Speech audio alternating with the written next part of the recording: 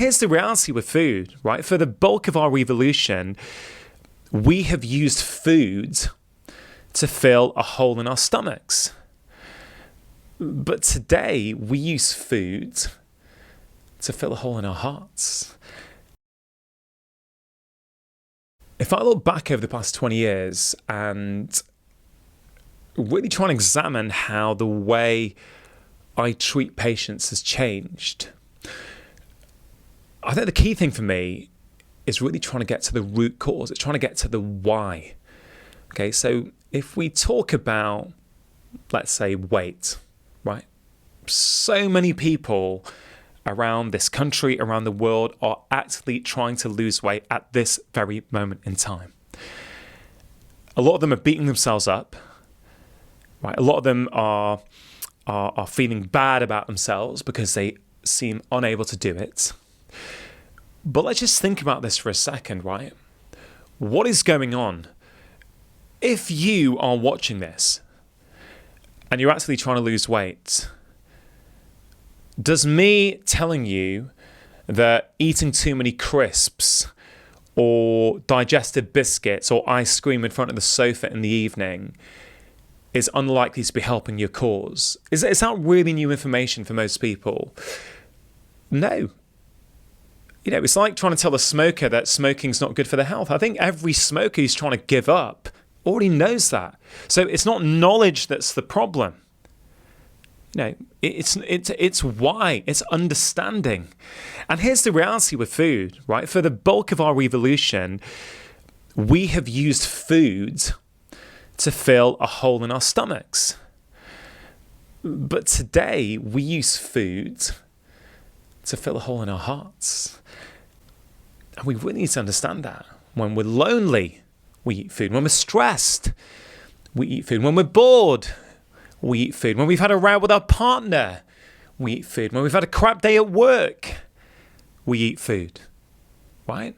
So if that's your pattern with food and you are choosing to change it, right? Because I'm not here to tell anybody what to do if they don't want to change, right? If you want to change that, then you've got to understand that. If stress is driving your eating behavior, well, maybe you don't need a new diet plan.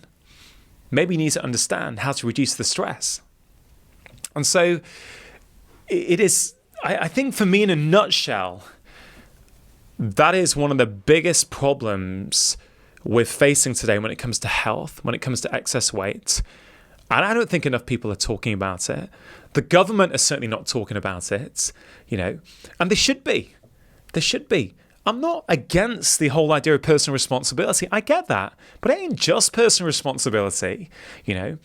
It's easy for the middle classes to make more personally responsible decisions than it is for someone who's living in a very stressful environment, where there's financial stress, when there's emotional stress. You know, we really have to understand that. We have to be a lot more compassionate about that. And I don't think we are. But you've really got to understand what's going on, what's driving the behavior in the first place.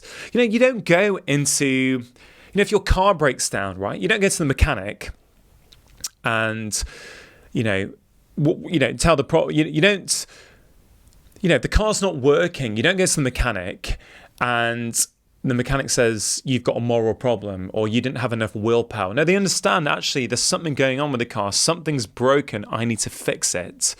And they will then do some tests. They'll run diagnostics to find out, well, what is the exact problem here that I need to address? Without knowing the problem, they can't fix it. It's the same when it comes to our health, whether it's weight, mental health, whatever it is. If we don't know what's causing it, how are we going to fix it? So, you know, my approach with my patients, my approach in every book that I write, my approach on my podcast is always the same. Empower people with information. Don't judge them. Be compassionate. Be kind. Let people, once they understand, people will make the right choices. They'll make the right choices for them. Over and over again, I've seen this in practice. You don't have to tell people long-term what to do. You have to empathize. You have to connect with them. And once you've done that, when people feel hurt, they get it. And they start to change because they want to. Not because I told them to.